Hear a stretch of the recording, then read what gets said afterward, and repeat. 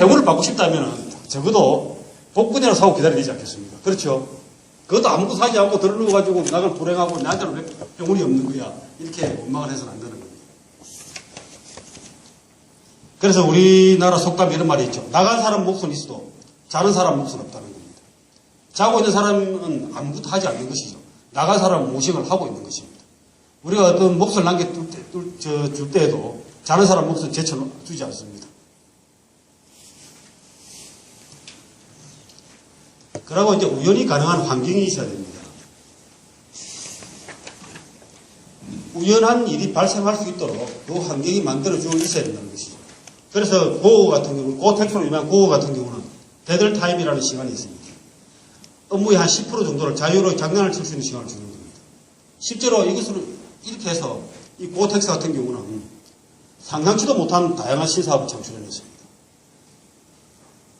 그리고 픽사 같은 경우도 우연한 맞닥뜨림을 유발하는 사옥을 그렇게 만들었어요. 그래서 모든 편의시설을 다 중앙홀에 배치하고 업무 공간을 그 둘레에다 두게 한 겁니다. 사람들끼리 만날 수 있는 기회를 많이 만든 겁니다.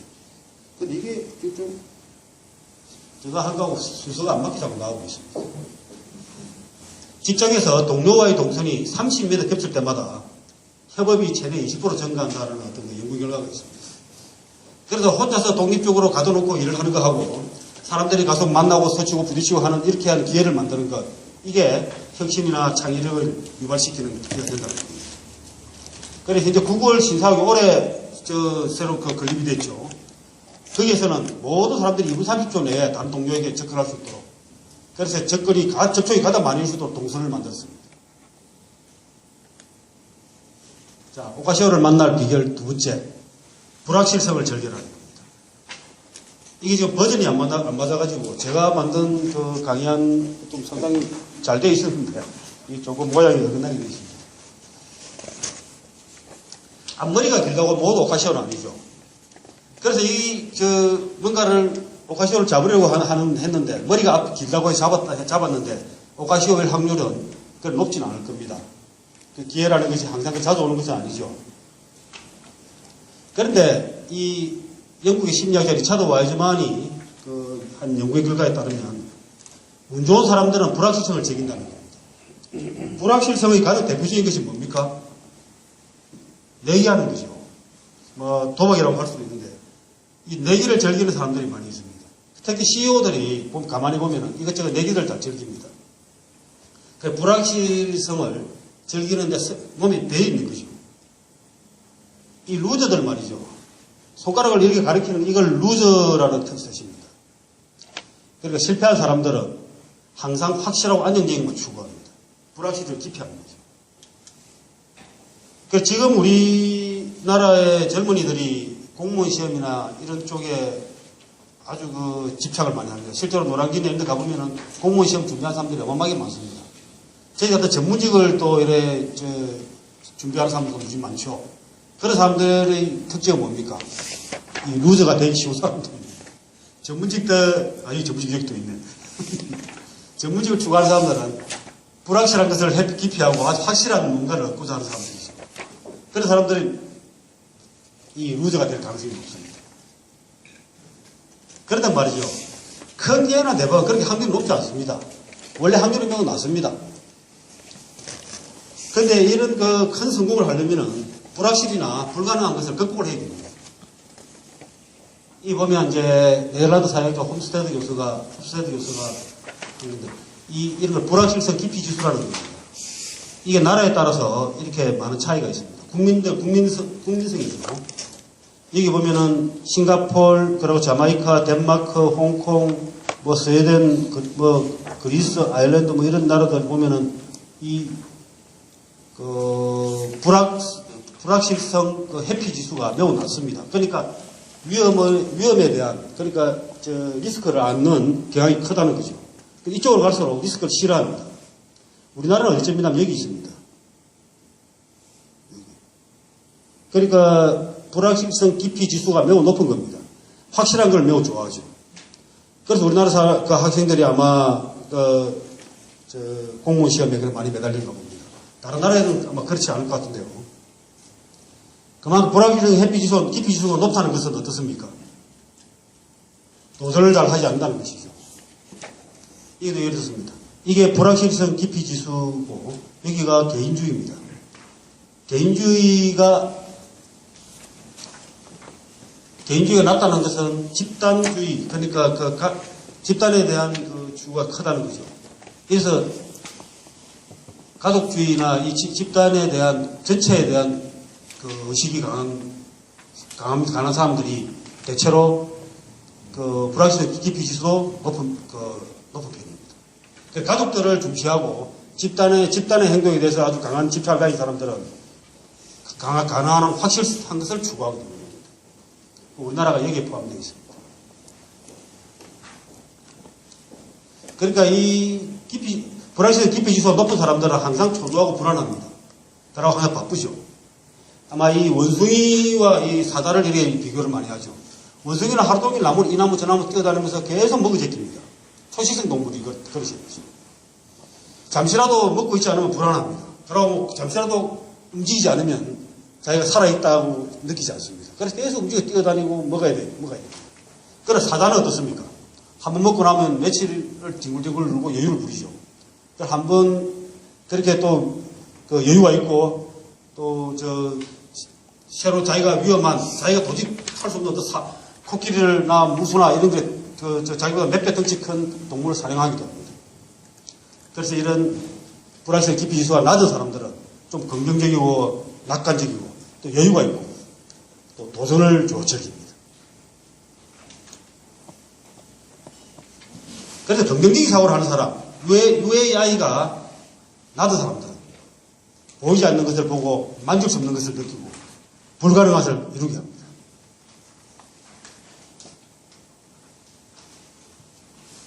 이 줄을 타고 갈 때는 말이죠. 리스크라는 것과 이 보상, 이것이 균형을 이루게 됩니다. 리스크가 클 때는 보상도 크게 마련입니다.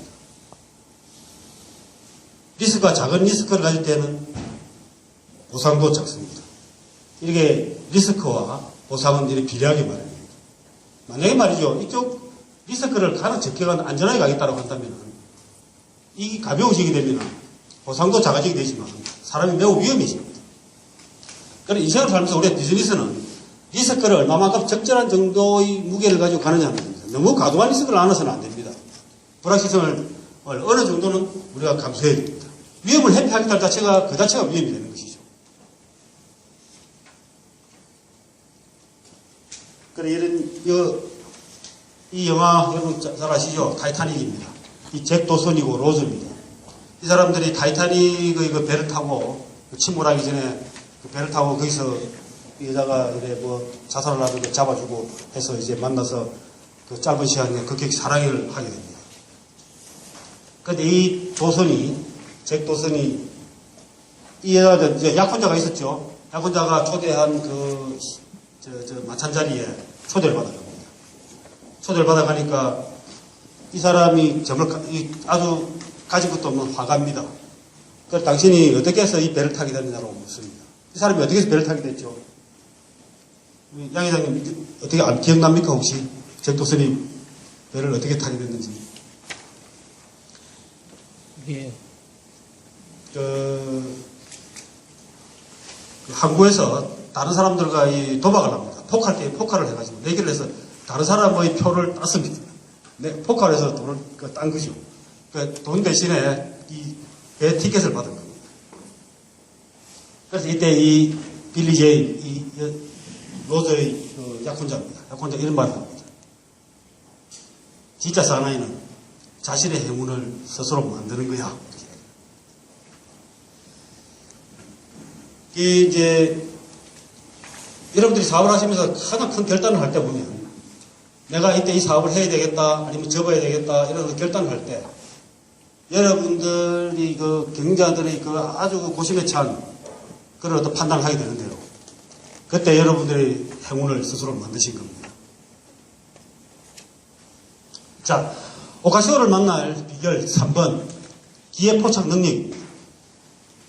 그래 이를 잡아챌 때 오카시오의 머리카락을 잡아챌 때 이게 오카시오인지 아닌지를 확실히 알아야 되겠죠. 그리고 잡아챌 것인가 말 것인가를 순간적으로 빨리 판단해야 됩니다. 그러니까 그 통찰력이, 강한 통찰력과 그것을 또 직접 행동으로 옮길 수 있는 실행력이 있어야 됩니다. 아이디어는 정말 흔한 겁니다.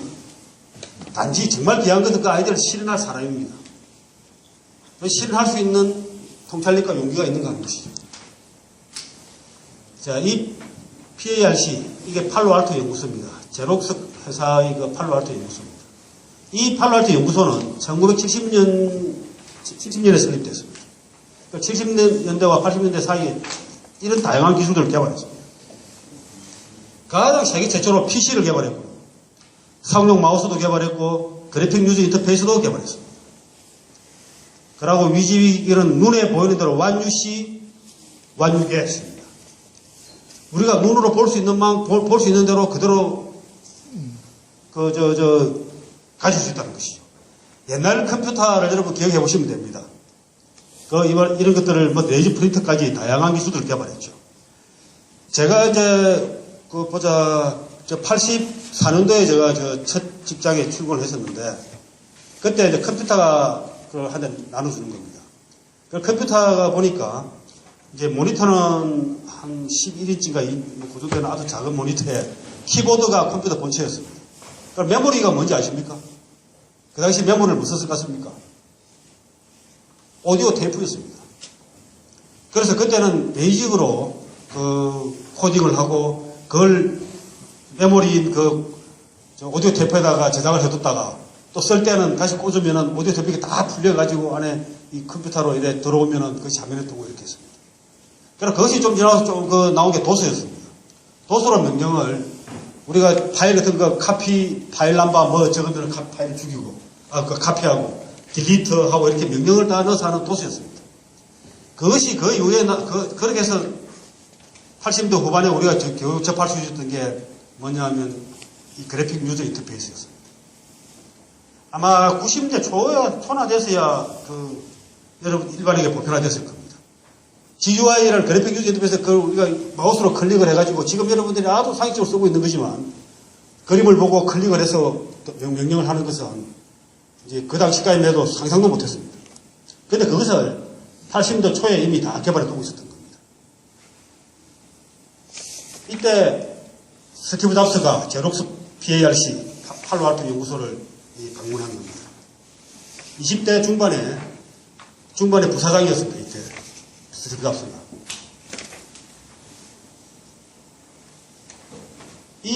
애플은 말이죠. 1970년대에 창업을 해서 애플 1, 2, 3를 개발했고요.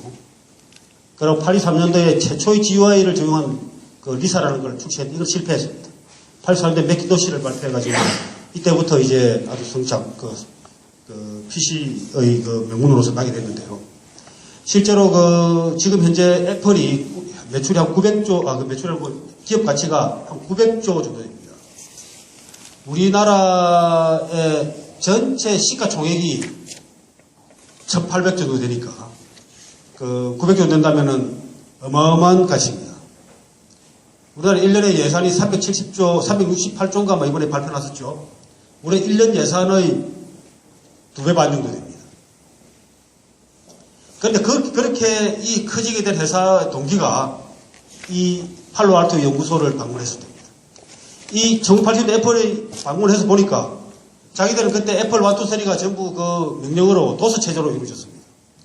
도서 체제로 이루어졌는데 가서 보니까 마우스를 가지고 마우스로 그래픽 유저 인터페이스를 시연하고 있는 겁니다. 제록스에서. 그래서 그때 스티브 잡스가 25살밖에 되지 않았었는데 무릎을 쳤습니다. 그리고 비명을 질렀습니다. 이건 혁명이야. 왜 이걸 이대로 두고 있는 거야? 이게 그쪽 이야기를 이 기술을 우리가 쓰겠다 해서 가져간 겁니다. 그렇게 해서 그런 우연한 일로 이런 지금의 애플이라는 거대한 전 세계에서 애플이 가장 큰 회사입니다. 가장 기업 가치가 높은 회사입니다. 이런 회사가 만들어지게 된 겁니다. 그 외에 1985년도에 존 서클리, 펩시의 부사장이었던 존 서클리를 영입해가지고 들어왔었는데, 이 존 서클리가 이 사회의 사람들을 전부 포섭해가지고, 스티브 잡스의 업무를 박탈시키고, 끝내는 스티브 잡스는 쫓겨나게 됩니다. 쫓겨났다가 픽사라는 회사를 만들어서 다시 재기를 하고 있었는데, 원래 애플이 비실비실 잘 안 되고 있으니까 다시 복귀해가지고 이 지금 애플을 이렇게 키워놨죠. 근데 스티브 잡스가 1980년에 제록스를 방문해가지고 그 기가 막힌 기술들을 보지 않았더라면 아마 지금 애플은 존재하지 않을 겁니다. 이 레이저 프린터도 말이죠. IBM이 최초로 상용화를 했습니다. 근데 제록스가 그 3년 전에 이미 기술을 다 개발해뒀습니다. 그래서 80년 초에 제록스가 이제 만든 대형 그 레이저 프린터는 무려 10만 불 정도 했습니다. 1억이 넘는 것이었죠. 어마어마하게 비쌌습니다. 그래서 제록스는 자기들의 그 복사기 기술과 함께 이 레이저 프린터 기술을 가지고 기술에 대한 자신감이 너무나 만만했습니다. 전 세계의 어떤 이 레이저 프린터 시장을 자기들 것이라고 생각했습니다. 근데 그때 결론이 찾아왔습니다. 이거 너무 이거 전문용어로 이 산업용어로만 레이저 프린터를 쓴다는 것은 아깝다. 개인용으로 한번 개발해보자. 이렇게 한 거죠. 그런데 개인용 개발에 거절했습니다. 그 시장이 별로 시원하다고 생각하고 있습니다. 이런 그 옛날 경영자들의 착각은 지금도 많이 나오고 있습니다만 IBM이 초창기에 컴퓨터를 개발했을 때 이 PC가 이렇게 보급되리라 생각도 못했습니다. IBM에서 생각했던 것은 전 세계의 컴퓨터는 한 대만 있으면 된다. 이렇게 생각했던 시절이 있습니다. 그런데 1970년대 후반부터 그 애플의 그 PC가 진출되고 지금 80년대 후반에 PC가 전 세계를 이렇게 우리 필수용품이 된 겁니다. PC가 나오기 전까지 우리는 어떻게 했습니까? 보고서 하나 쓸 때도 전부 먹지를 대가지고 아니면 그 강판에 이렇게 긁어가지고 이렇게 먹지로 밀어서 이렇게 만들었었죠. 아마 그렇게 해보신 분들 많이 계실 겁니다. 지금은 비교할 수 없는 그런 업무 환경이었죠. 자, 한번 생각해 보십시오. 제록스의 팔로알토 연구소는 그렇게 이 세계를 바꿀 수 있는 어마어마한 기술들을 엄청나게 많이 개발했습니다. 그거 말고도 인터넷도 제록스의 기술이었고, 근거리 통신망 인터넷이라든지, 객체 지향형 프로그램이라든지 이런 것들을 세상을 바꿀 수 있는 많은 프로그램을 개발했지만, 제록스는 지금 아주 지금 위험한 상태에 있습니다. 그리고 팔로알토 연구소는 이미 팔려나갔고, 지금 2002년도부터는 제록스라는 이름을 떼고 쓰고 있습니다. 이런 거는 제가 여러분들이 언젠가 한번 들려드렸던 이런 고사가 생각나시죠? 불구수 이야기라는 거. 옛날 송나라 사람이 손 터지 않는 약에 대한 기술을 가지고 있었습니다. 이 손 터지 않는 약이 있으니까 겨울에 물에 손 넣기가 좋죠. 그러니까 이제 남의 손물 빨아주는 일을 대대로 했었습니다. 그 어떤 사람이 찾아와서 백금을 줄 테니까 그 기술을 팔라고 합니다. 그 기술을 사가지고 간 사람은 오나라 왕에게 갖다가 그 기술을 바칩니다. 오나라는 여러분들 잘 아시다시피 월나라와 함께 양장을 사이에 두고 이래 아주 원수지간에 있는 나라죠. 오월동주라든지 와신상담 이런 고사성어가 나온 곳입니다. 그래서 두 나라가 치열하게 싸울 때 물에서 싸울 일이 많죠. 특히 겨울에. 그런데 이제 이 손터지 않는 약을 바른 오나라 병사들이 훨씬 더 유리했을 겁니다. 그래서 전쟁에 크게 이겼고 그것을 이렇게 고맙게 생각한 오나라 왕은 그 사람에게 땅을 주면서 땅을 하사해 줍니다. 그래 어떤 사람은 평생 같은 기술로 남의 솜을 빨아줬고 어떤 사람은 같은 기술로 한 나라의 넓은 땅의 영주가 됐습니다. 여러분 이 제록스의 사례가 딱 이 말이 와닿으시죠? 제록스에는 그 많은 아주 우수한 기술을 개발해놓고 남 좋은 일만 시켰습니다. 그 사람들을 개발해서 겨우 그 사람들이 연구소를 운영할 수준도 되지 못할 정도로 지내왔었고, 다른 애플이라든지, 휴리페카라든지 이런 회사들은 그 회사에서 나온 기술로 가지고 전 세계를 지배했습니다. 자, 그래서 창의력의 비밀 2. 이것은 창의력은 행운이다. 자, 그건 행운이긴 한데 어떤 행운입니까? 특히 목표와 노력을 가지고 있는 준비입니다. 그리고 환경이 받쳐줘야 됩니다. 그리고 불확실성을 즐겨야 됩니다. 그리고 통찰력과 실행력이 있어야 됩니다. 이런 것들이 모두 뒷받침해준 아주 적극적인 행운입니다. 여러분들이 소극적으로 어쩌다가 떨어지는 아주 그야말로 우연한 행운이 아니라 스스로가 노력하고 준비하고 또 불확실성에 도전하고 그리고 아주 통찰력과 실행력을 가지고 쟁취한 그런 행운입니다. 맞습니까? 네. 아주 박수를 좀 주시고. 자, 그래서 우리는 우리의 무지와 편견, 게으름과 어리석음은 오늘도 수많은 혁신적인 아이들을 도수들을 보내고 있습니다. 여러분들의 부족한 통찰력이나 여러분 부족한 준비, 또 여러분들의 부족한 도전정신, 이런 것들이 여러분들의 괜찮은 이 아이디어들을 교수용으로 보내가지고 죽여버리고 있습니다. 혹시 그렇게 보내가 죽여버린 아이디어 많으시죠?